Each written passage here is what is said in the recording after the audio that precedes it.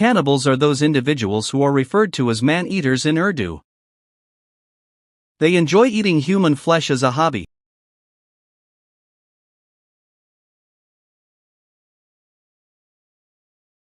But then I learned about the Ali brothers. Whose pieces are these lying around? These are foot pieces.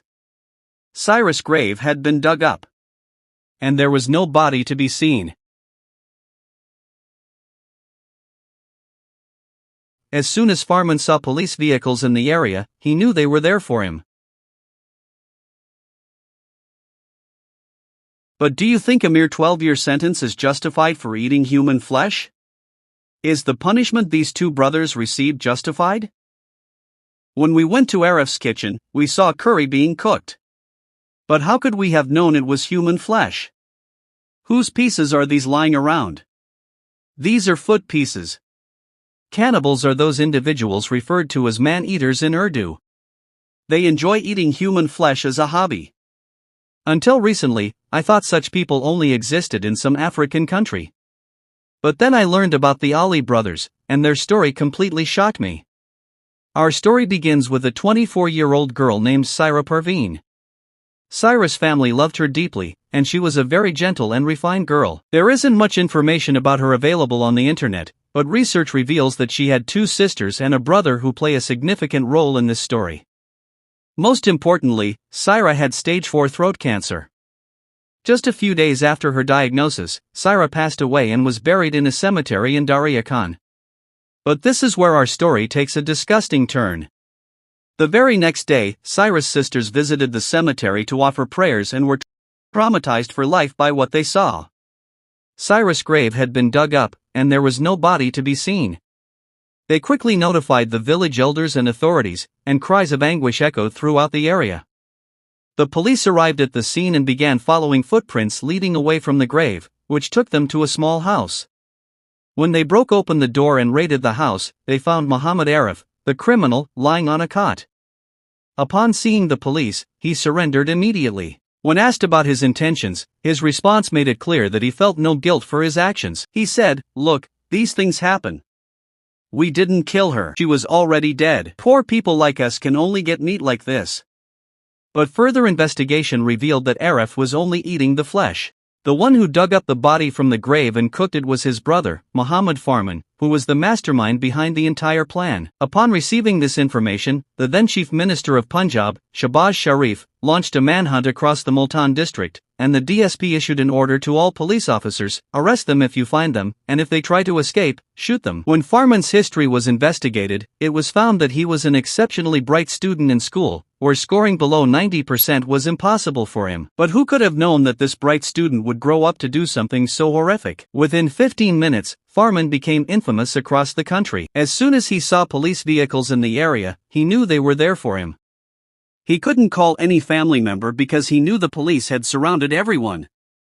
In a foolish move, he called his brother-in-law to arrange temporary shelter.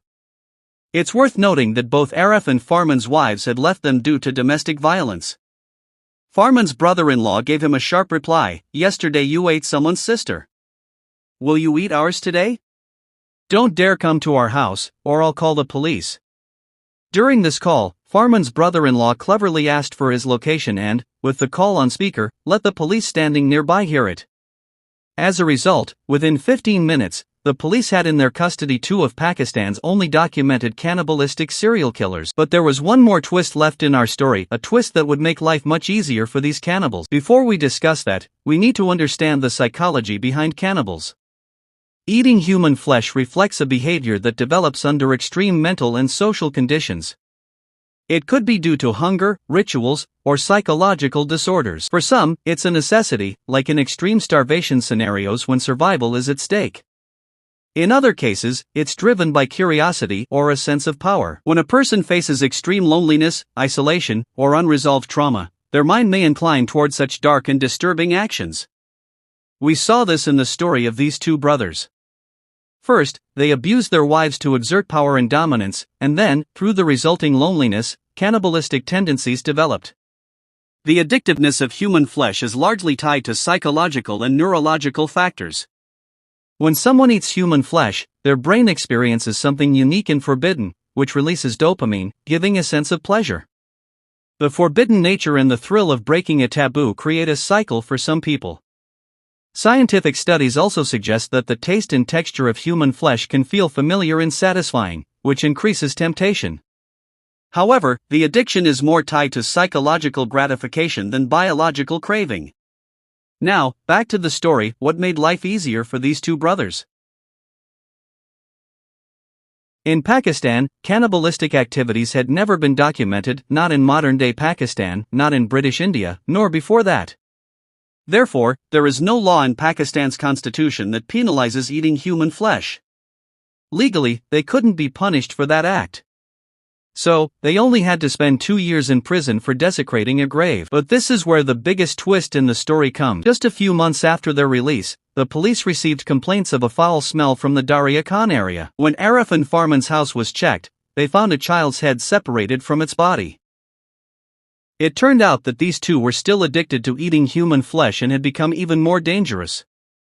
The police immediately took them into custody for investigation. The most heartbreaking fact is that their physically disabled sister lived in their house, and they cooked human flesh mercilessly in front of her and even fed it to her. The courtroom presented the most satisfying scene in this story. Their disabled sister, their ex-wives, their father, and their brother-in-law all testified against them, and the two brothers were sentenced. The court declared them mentally unstable, so instead of a death penalty or life imprisonment, the judge sentenced them to only 12 years. But it's important to remember that this is the only documented case of cannibalism in Pakistan's history. According to statistics, cannibalism is still prevalent in the world today. In 2012, 3 people were arrested in Brazil for eating pastries made of human flesh.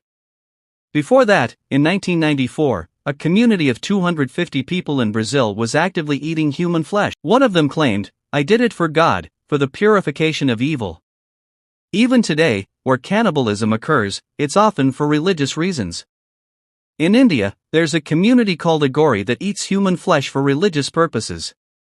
From 2006 to 2007, a man named Surendra Kohli in India was on a hunting spree, and locals claimed he killed and ate small children. The last known tribe that practices this tradition is the Korowai tribe in Indonesia, but reaching them requires a 9-hour hike, so there's no need to fear, they won't come for you.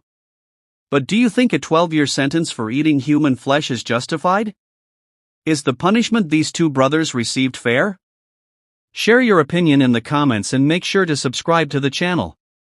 Until then, Allah Hafiz.